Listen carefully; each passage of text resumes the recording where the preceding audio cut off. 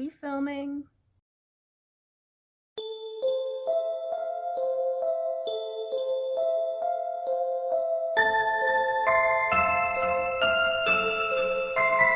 Hey Gab Gang. It's been a second, I know. I'm applying for college, I'm not even gonna so here we are. I was kind of gonna do a fun video, and then I was like, it's Halloween, it's October, it is spooky season, it is real spooky hours, so I'm doing a spooky video. And I'm gonna be doing a series of spooky videos. It's towards the end of October right now, but you know what? I think spooky season should be all year, and I just want to start a series where I talk about urban legends because it fascinates me so freaking much. And I was reading this the other day about this urban legend, and I was like, oh my god, I think I have an experience with this, which makes it a lot more relevant of a topic for me. So we're gonna get into this. I'm excited. I feel spooky. Even my nails are spooky. I don't know if you guys have ever heard of Skinwalkers, but that's what I'm gonna be talking about today. I'm sure a lot of you have heard urban legends about the rake or wendigos. It's a very similar urban legend to that, but in my opinion, a whole lot freaking scarier. In Navajo culture, a skinwalker is a type of harmful witch who has the ability to transform or shapeshift into anything it wants. Most of the time, they disguise themselves as animals. The most common sighting is a big black dog. Some say it has yellow eyes, and it's freakishly human, or it walks on its hind legs, stuff like that. According to the legend, you can become a skinwalker by killing a family member, because that's one of the most evil deeds you can do.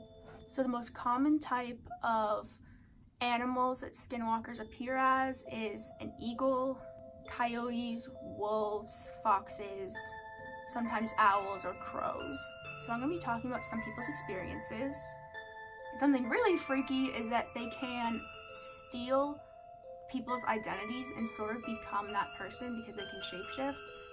And if you lock eyes with them, they can absorb you and control your actions. So basically, kind of a possession.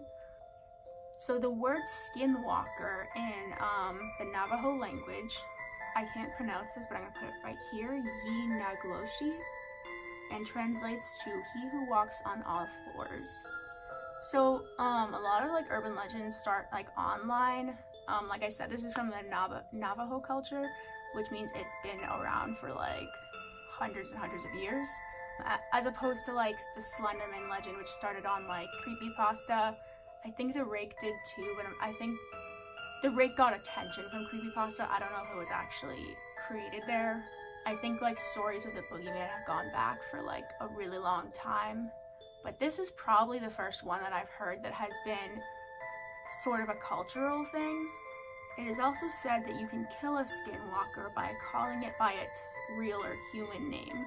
And the most common encounters with them are near native reservations, but there have been sightings of them all over the United States, but it is sort of a United States thing from what I've been reading so far. Okay, so let's get into some of the stories that people have when they have encountered a skinwalker. This one is from a Reddit user, and I'm just going to be reading it to you. My grandmother on my mother's side has always been very superstitious, for lack of a better word. She's not religious, but she does believe in a lot of paranormal stuff. Her mother was full-blooded Navajo and her father was Irish. Either way, she'd never been anywhere east of Montana, and she grew up in Nevada. One year when I was in grade school, we went to visit her. Most of the visit was pretty uneventful, typical boring old people stuff. Except she always kept her curtains drawn shut, and she would always peek out the window, and when someone asked what she was doing, she would simply reply, "Yenol she is watching me." I don't know if I'm pronouncing that right. This went on for nearly the entire visit until a few days before we were due to leave. My grandma and my baby brother were in the front yard that evening planting flowers when all of a sudden my grandmother starts shouting, "Get away from that creature, it's not safe." Of course, being in Nevada, we all assumed that my brother had found a scorpion or a rattlesnake, so we all ran outside to see my grandmother clutching my little brother and shaking in terror against the side of the house. Standing out in the yard was a large, black, Great Dane-sized dog. It was staring at my grandmother with an intensity I'd never seen before. It looked up at us, gave us a little huff, and bounded off. I don't remember if it moved unusually fast or not, but do remember it had deep yellow eyes. When my mother asked my grandmother what had happened, she kept repeating, "The NLGC has found me." She moved a couple weeks after that. This was the first story that I read when I started researching this, and I literally got chills because something very similar happened to me. I'm gonna be telling that story.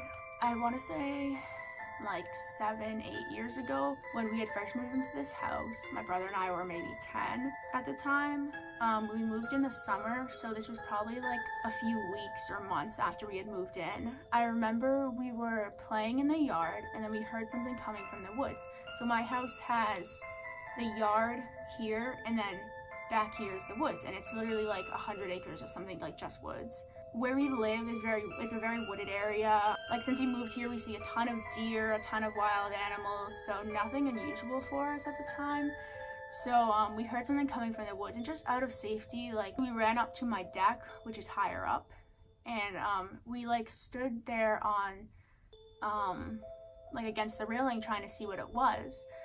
And like in the distance we saw something. I remember thinking it was a moose at first, which is really weird because moose like are nowhere near where we live. Then I was like, oh, is it a bear? Because I remember it was black, and I was like, okay, moose aren't black, but it was sort of obscured. And my brother was like, what is that? And I was like, I think it's a dog. And so we saw like this huge black dog. I started to realize that it moved and like was shaped more like a dog, but I mean a huge dog, like bigger than any dog you've ever seen before, literally black bear sized. But so of course I was like, is it a bear? Because we thought it was a bear at first, but it wasn't moving like a bear, and it wasn't shaped like a bear, it was shaped like a dog. So we're both really freaking out, and like we go inside and tell my mom, and she's like, oh, I'm sure it was just the neighbor's dog or something. But to this day, we really have no idea what that was, because it was way too big to be like just any dog. And like, I mean, I've never seen anything like that before. I mean, I've seen pictures of dogs, like they're huge, shaggy. It was not like this. I'm not saying like it was a skinwalker or anything, but I do want to like, I don't even like want to know what it was, I guess, because I feel like that would freak me out a lot more. It was a pretty weird experience for us, because like we kind of just ignored it after it happened, because I mean, it's like so easy to just brush it off, or it was like a dog or like the neighbor's dog or a bear or something. And at the time in my town, we didn't have a leash law, so owners did let their dogs out, which is like, but to my knowledge, but usually like when I'm driving now, I like see the neighbors walking their dogs. I would always see it all the time, and I've never seen anyone walking a dog, not even like a black dog, but literally a dog anywhere close to that size. So if someone had a dog like that, it must not be from like around here. I mean, it's like, I mean, I thought it was a moose, and I've seen a moose in person before. They're huge. Definitely really scared me and reminded me of that story when I started researching this. I did ask my brother to come in the video and tell my audience that that wasn't something I made up, but he didn't really want to be on the camera, which is totally fine. But he did say, like, confirm that my brother did see this too, and it's not something I just made up. So I'm gonna get on to the creepier stories, and it's gonna freak me out a lot more because of my experience. I mean, like, a lot of like the urban legends that I've seen, or I'm like, oh, that's definitely not real, that's like totally made up. But this one, I was like, oh my god, I know what that is. So this one is from another Reddit user.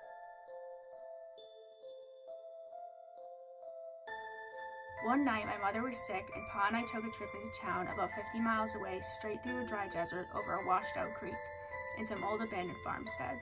Pa and I were driving in an old Ford pickup truck. I remember it was dark out, inky and thick, with only the lights of our old truck lighting up the road. I remember too when the engine began to sputter and the truck slowed to a jerky stop.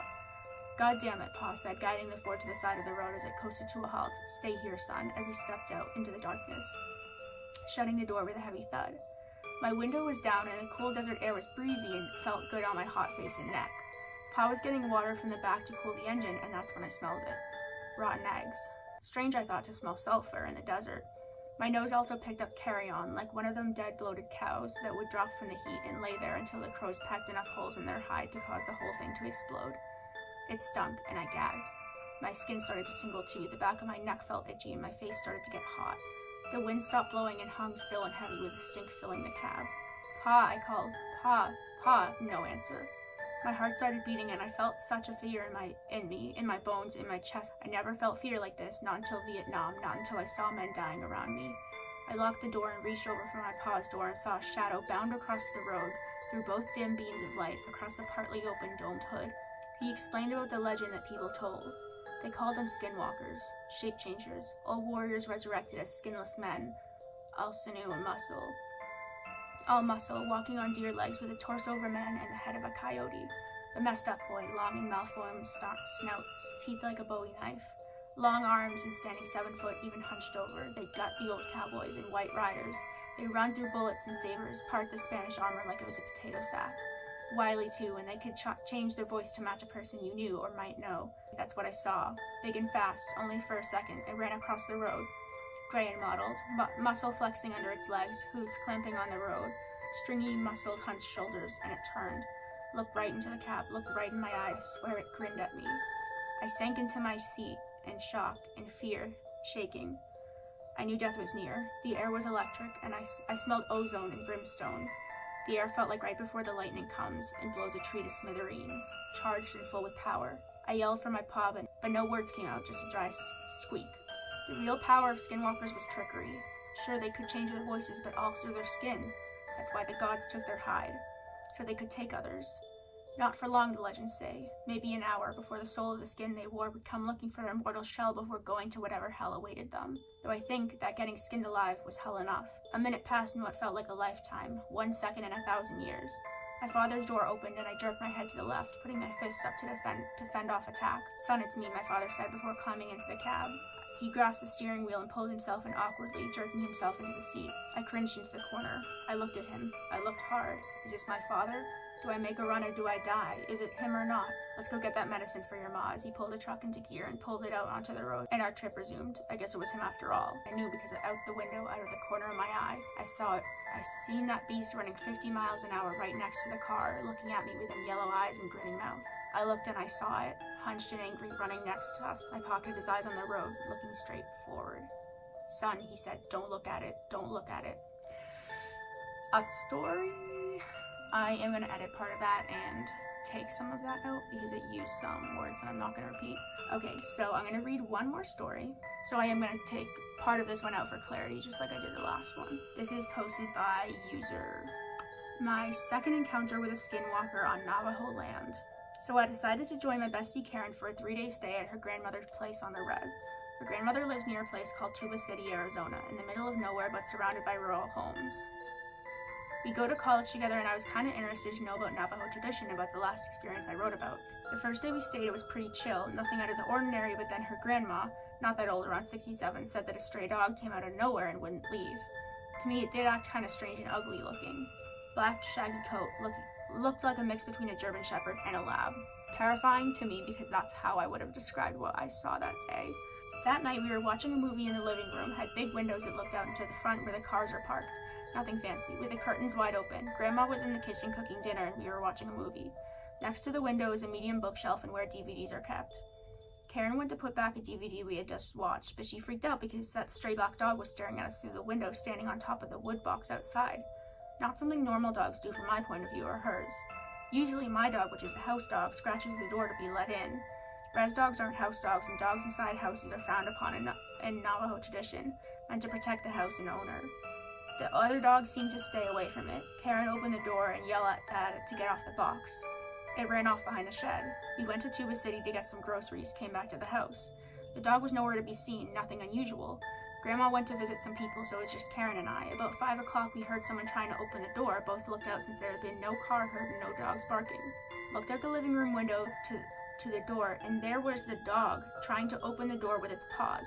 2 paws wrapped around the brass doorknob, standing on its hind legs.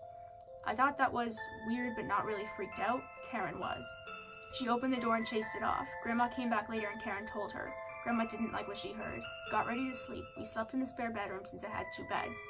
one window with curtains open a little. We turned off the light, but something sounded on top of the roof. Pitter-patter footsteps and scratching sounds and panting. Weird because the roof was way up there. Sounded like it jumped off onto the large plastic water barrel I had. First we heard what sounded like barking, but as it grew louder, the other dogs seemed to be barking at something also. But all of a sudden, something was running around the house barking. And it was no dog. Nope, it wasn't. This barking sounded human, a deep male voice barking like it knew we knew it wasn't a dog. Then panting again by the window, we started freaking out. Karen decided to, in my opinion was stupid, open the curtains to look out. There was a stray dog on its hind legs looking to our bedroom, but this time it stunk.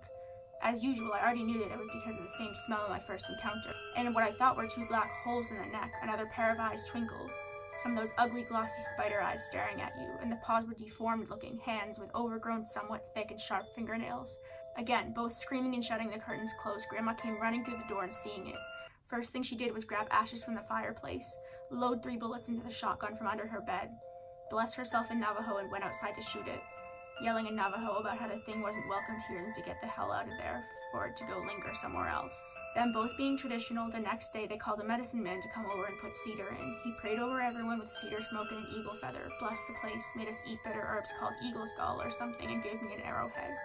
Apparently I needed to carry one for protection in a little pouch called corn pollen. Seems to work pretty well. The medicine man said the dog was a skinwalker, which in Navajo is a long word, but I call them Yoshis, the body of the stray dog, which was killed by the skinwalker, made an illusion so we wouldn't know it wasn't a real dog. He also said that Yoshis tend to harm people by using some sort of human bone straw to spit at someone, think spitballs, only deadlier, and get human bones into them. Doctors can't detect it, but the medicine man that day pulled a piece of human skull out of Grandma's right shoulder, pretty big.